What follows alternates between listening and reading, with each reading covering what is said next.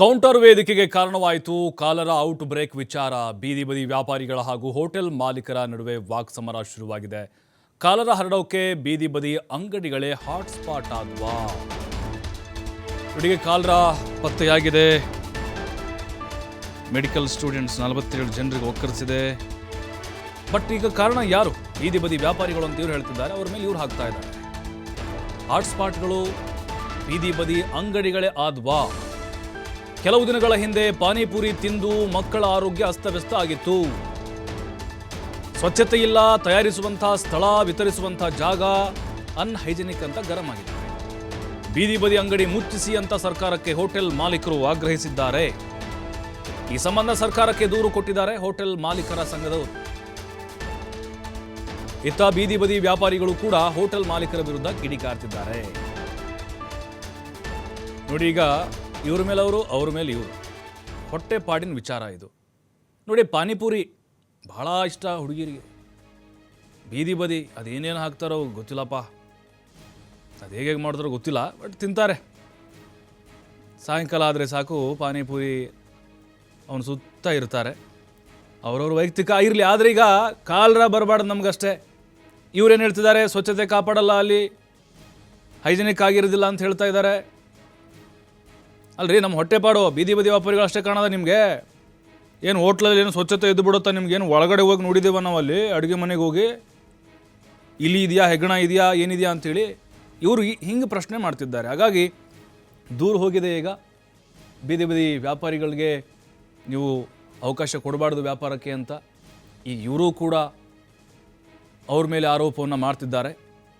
ಪಾನಿಪುರಿ ತಿಂದು ಮಕ್ಕಳ ಆರೋಗ್ಯ ಕೂಡ ಇಲ್ಲಿ ಅಸ್ತವ್ಯಸ್ತ ಆಗಿತ್ತು ಅಂತೆ. ಪಾನಿಪುರಿ ತಯಾರು ಮಾಡುವಂಥವರು ಬಹುತೇಕವಾಗಿ ಹೊರ ರಾಜ್ಯದಿಂದ ಬಂದಂಥವ್ರು, ಎಲ್ಲ UP ಬಿಹಾರದವರೇ ಕಾಣಿಸ್ತಾರೆ ನಮಗೆ ಬೆಂಗಳೂರಿನಲ್ಲಿ. ಈ ಫುಟ್ಪಾತ್ ಸೈಡು ಪಾನಿಪುರಿ 20-30 ರೂಪಾಯಿಗೆಲ್ಲ ಮಾರೋರು, ಅದನ್ನ ತಿಂದು ಹೊಟ್ಟೆ ಕೆಡಿಸ್ಕೊಂಡಿದ್ದಾರೆ ಮಕ್ಕಳು.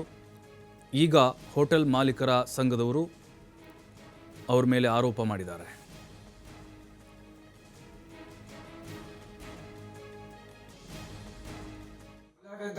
ಸಾಂಕ್ರಾಮಿಕ ರೋಗಗಳು ಹಬ್ಬುತ್ತಿರುವುದು ಆಶ್ಚರ್ಯಕರವಾಗುತ್ತಿದೆ.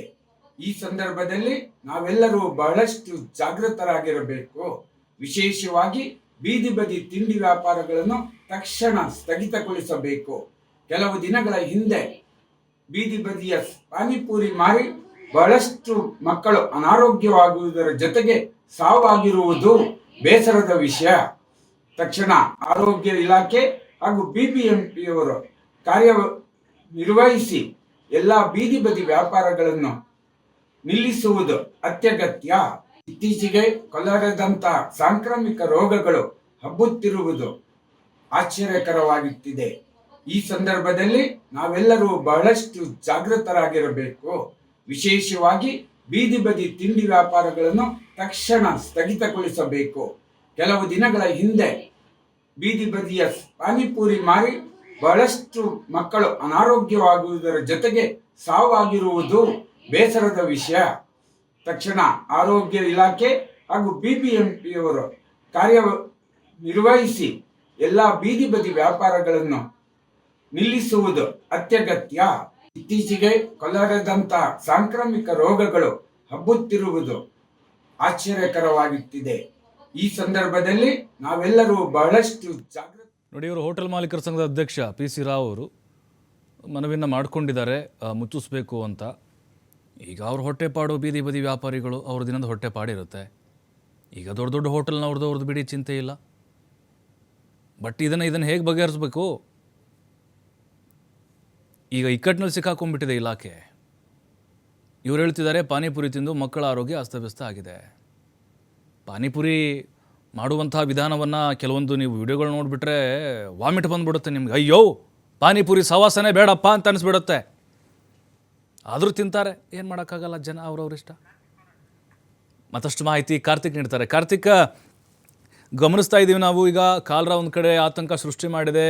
ಬೀದಿ ಬದಿ ವ್ಯಾಪಾರಿಗಳು ಈ ಹೋಟೆಲ್ ಮಾಲೀಕರ ಸಂಘದ ನಡುವಿನ ಈ ವಾಕ್ ಸಮರ, ಅಲ್ಲಿಗೆ ಹೊಟ್ಟೆಪಾಡಿನ ವಿಚಾರ ಇಲ್ಲೇ ಅಡ್ಡ ಬರುತ್ತೆ ಅಷ್ಟೇ. ಈಗ ಯಾವ ರೀತಿ ಇದನ್ನು ಬಗೆಹರಿಸ್ಬೋದು ಅನ್ನೋದು? ಖಂಡಿತ ಪ್ರಭು. ಕಾಲರ ಇತ್ತೀಚಿನ ದಿನಗಳಲ್ಲಿ ಹೆಚ್ಚಳ ಆಗ್ತಾ ಇರುವಂತಹ ಹಿನ್ನೆಲೆಯಲ್ಲಿ ಸಾಕಷ್ಟು ಮುನ್ನೆಚ್ಚರಿಕಾ ಕ್ರಮಗಳನ್ನ ಆರೋಗ್ಯ ಇಲಾಖೆ ಮತ್ತು ನೋಡ್ತಾ ಇದೆ. ಜೊತೆಗೆ ಈ ಒಂದು ವಿಚಾರ ಕಾಲರ ಹರಡುವಿಕೆ ಸಂಬಂಧಪಟ್ಟಂತೆ ಇತ್ತೀಚಿನ ದಿನಗಳಲ್ಲಿ ಬೀದಿ ವ್ಯಾಪಾರಿಗಳ ವ್ಯಾಪಾರ ಮಾಡತಕ್ಕಿರ್ತಕ್ಕಂಥ ತಿಂಡಿ ತಿನಿಸುಗಳನ್ನ ತಿಂದು ಅಲ್ಲಿ ಆಗಿರುವಂತಹ ಕಾರಣಕ್ಕಾಗಿ ಆರೋಪವನ್ನು ಕೂಡ ಕೇಳಿಬರ್ತಾಯಿತ್ತು. ಸಂಬಂಧಪಟ್ಟಂತೆ ಬೆಂಗಳೂರು ಥ್ಯಾಂಕ್ ಯು ಕಾರ್ತಿಕ್ ತಮ್ಮೆಲ್ಲ ಮಾಹಿತಿಗಾಗಿ. ಈಗ ರಾವ್ ಅವರು ಕೂಡ ಒತ್ತಾಯವನ್ನು ಮಾಡಿದ್ದಾರೆ, ಕ್ರಮವನ್ನು ತೆಗೆದುಕೊಳ್ಬೇಕು. ಅದರಲ್ಲೂ ಬೀದಿ ಬದಿ ವ್ಯಾಪಾರಿಗಳು ಅವ್ರ ವ್ಯಾಪಾರ ಕಂಪ್ಲೀಟಾಗಿ ಇವ್ರು ಬಂದ್ ಮಾಡೋಂತಲೇ ಹೇಳ್ತಾ ಇದ್ದಾರೆ. ಬಟ್ ಈಗ ಅವರು ಕೂಡ ಕೌಂಟರ್ ಕೊಟ್ಟಿದ್ದಾರೆ, ಅಲ್ರಿ ನಮ್ಮನ್ನು ಪ್ರಶ್ನೆ ಮಾಡ್ತಿರಲ್ಲ ನೀವು, ಜಡ್ಮೆಂಟ್ ಕೊಡ್ತಿರಲ್ಲ ನೀವು, ಏನಲ್ಲಿ ನೋಡೋಕೆ ಬಂದಿದ್ದೀರಾ ನೀವು, ಪ್ರೂವ್ ಮಾಡಿ. ಈ ರೀತಿಯಾಗಿ ಅವರು ಸವಾಲು ಹಾಕ್ತಾ ಇದ್ದಾರೆ ಬೀದಿ ಬದಿ ವ್ಯಾಪಾರಿ ಸಂಘದವರು. ಬಟ್ ಈಗ ಇದನ್ನು ಯಾವ ರೀತಿಯಾಗಿ ಬಗೆಹರಿಸಬೇಕು? ಹೌದು, ಈಗ ಅವರು ಎಲ್ಲ ಮೇಂಟೈನ್ ಮಾಡಬೇಕು, ಅವರು ಸ್ವಚ್ಛತೆ ಮೇಂಟೈನ್ ಮಾಡಬೇಕು. ಕಾಲರ ಬರೋದು ಹೆಂಗೆ? ಇದೇ ಕಾರಣಕ್ಕೋಸ್ಕರ ಅಲ್ಲಿ ನೀರಿಂದ ಏನೋ ಫಾಲ್ಟ್ ಇರುತ್ತೆ ಅಥವಾ ಸ್ವಚ್ಛತೆ ಇರೋದಿಲ್ಲ, ಹಳಸಿದಿರುತ್ತೋ ಯಾವುದಿರುತ್ತೋ ಏನನ್ನು ತಿಂದು ಈ ರೀತಿ ರೋಗಗಳನ್ನು ಬರೆಸ್ಕೊಳ್ಳೋದು. ಬೆಂಗಳೂರು ಹೋಟೆಲ್ ಸಂಘದ ಮಾಲೀಕರುಗಳು ಇವತ್ತು ಬೀದಿ ಬದಿ ವ್ಯಾಪಾರಿಗಳಿಗೆ ಅವತ್ತವತ್ತು ಜೀವನ ಮಾಡುವಂಥ ಬೀದಿ ಬದಿ ವ್ಯಾಪಾರಿಗಳನ್ನು ತೆರವುಗೊಳಿಸಬೇಕು, ಅವರಿಂದ ಸಾಂಕ್ರಾಮಿಕ ರೋಗ ಹರಡುತ್ತೆ ಮತ್ತು ವಿವಿಧ ಕಾಯಿಲೆ ಬರುತ್ತೆ ಅಂತ ಹೇಳಿ ಹೋಟೆಲ್ ವ್ಯಾಪಾರಿ ಸಂಘದ ಮಾಲೀಕರುಗಳು ಇವತ್ತು ನಮ್ಮ ಬೀದಿ ಬದಿ ವ್ಯಾಪಾರಿಗಳ ಹೊಟ್ಟೆ ಮೇಲೆ ಹೊಡೆ ಕೊಟ್ಟಿರ್ತಕ್ಕಂಥದ್ದು ಯಾವುದು ಇದು ನ್ಯಾಯ? ಬೀದಿ ಬದಿ ವ್ಯಾಪಾರಿಗಳು ಅಂದರೆ ಫ್ರೆಶ್ ಆಗಿ ಕೊಡ್ತಾ ಇದ್ದೀವಿ ಐಟಮ್ಮು, ವ್ಯಾಪಾರವ ಚೆನ್ನಾಗಿ ಆಗ್ತಾ ಇರ್ತಕ್ಕಂಥದ್ದು. ನಿಮ್ಮ ಹೋಟೆಲ್ ಅವರು, ನೀವು ನಿಮ್ಮ ಅಧ್ಯಕ್ಷರು ಯಾರು? ರಾವ್ ಮತ್ತು ನಮ್ಮ ವೀರೇಂದ್ರ ಖಾನ್ ಇವರು, ನೀವು ಕುತ್ಕೊಂಡು ಫಸ್ಟ್ ನೀವು ನಿಜಾತ್ಮಕವಾಗಿ FSS ವತಿಯಿಂದ ಫಸ್ಟ್ ಚಿಕ್ಕ ಚಿಕ್ಕ ಹೋಟೆಲ್ಗಳಲ್ಲಿ ಮತ್ತು ದೊಡ್ಡ ದೊಡ್ಡ ಹೋಟೆಲ್ನಲ್ಲಿ ಗ್ರೇವಿಗೆ ವಜ್ರಮಠ ಹಾಕ್ತಾರೆ ಮತ್ತು ಗ್ರೇವಿ ಕಲರ್ ಹಾಕ್ತಾರೆ, ಚಿಕನ್ ಫಿಶ್ಗೆ ಕಬಾಬ್ ಹಾಕ್ತಾರೆ, ಕಲರ್ ಹಾಕ್ತಾರೆ. ಇದು ಫಸ್ಟ್ ತಡೆಗಟ್ರಿ, ಈ ಸಂಕ್ರಮಣ ರೋಗ ಕ್ಯಾನ್ಸರ್ಗೆ ತಡೆಗಟ್ರಿ. ಏನೋ ಲೆಟರ್ ಕೊಟ್ಬಿಟ್ಟು ಬೀದಿ ವ್ಯಾಪಾರಿಗಳನ್ನ ಒಂದ್ ಕಡೆ ಗುಂಪು ಮಾಡಿ ತೆರವುಗೊಳಿಸಿ ಅನ್ನತಕ್ಕಂಥದ್ದು ನೀವಲ್ಲರೇ. ಅದು ಟೌನ್ ರೆಂಡಿಂಗ್ ಕಮಿಟಿ ಇದೆ, ಹೋಟೆಲ್ ಅಧ್ಯಕ್ಷರಿಗೆ ಎಚ್ಚರಿಕೆ ನೀಡ್ತಾ ಇದ್ದೀನಿ. ಇವತ್ತು ನಮ್ಮ ರಾಜ್ಯದಲ್ಲಿ ಲಕ್ಷಾಂತರ ಜನ ಬೀದಿ ಬದಿ ಫುಡ್ ವ್ಯಾಪಾರ ಮಾಡತಕ್ಕಂಥವ್ರೆ. ಬೆಂಗಳೂರಲ್ಲಿ ಸಾವಿರಾರು ಜನ ಬೀದಿ ಬದಿ ವ್ಯಾಪಾರಿಗಳು ಆಹಾರ ಪದಾರ್ಥವನ್ನು ವ್ಯಾಪಾರ ಮಾಡತಕ್ಕಂಥವ್ರು, ಊಟ, ಫುಡ್ಡು, ಪಾನಿಪುರಿ, ಎನಿವನ್. ಅದನ್ನ ನೀವ್ಯಾರು ಅವ್ರನ್ನ ತಡೆಗಟ್ಟಕ್ಕೆ ಸಾಧ್ಯನೇ ಇಲ್ಲ. ನಾನು ಇದೇ ಎಚ್ಚರಿಕೆ ಹೇಳ್ತಾ ಇದ್ದೀನಿ ಹೋಟೆಲ್ ಮಾಲೀಕರುಗಳಿಗೆ. ನೀವಿದ್ರೆ ನೀವು ಅಲ್ಲಿ ಹೋಗಿ ಸ್ಟ್ರೈಕ್ ಮಾಡ್ಕೊಳ್ಳಿ, ನಿಮ್ಮಿದ್ ಮಾಡ್ಕೊಳ್ಳಿ. ನಮ್ದು ಆ ಥರ ಕಂಪ್ಲೇಂಟ್ ಬಂದ್ರೆ ನಮಗೆ ಫೆನಿಟಿ ಆಗ್ತಾರೆ. ನೀವ್ಯಾರೀ ನಮ್ಮ ಬೀದಿ ಬದಿ ವ್ಯಾಪಾರಿಗಳನ್ನ ಎತ್ತಂಗಡಿ ಮಾಡಿ ಅವ್ರನ್ನ ತೆರವುಗೊಳಿಸ್ಬೇಕು ಅನ್ನೋದು? ನಾನು ಹೋಟೆಲ್ ಮಾಲೀಕರಿಗೆ ತಿಳಿಸ್ತಾ ಇದ್ದೀನಿ, ಬೀದಿ ಬದಿ ವ್ಯಾಪಾರ ಕೆಣಕ್ಬೇಡಿ. ನಿಮ್ಮಲ್ಲಿ ಎಷ್ಟೋ ಜನ ಫುಟ್ಪಾತ್ಗೆ ಬಂದು ವ್ಯಾಪಾರ ಮಾಡ್ತಾರೋ ನಾಚೆ ಆಗಲ್ಲ ನಿಮಗೆ? ನಿಮ್ಮಲ್ಲಿ ಎಷ್ಟೋ ಜನ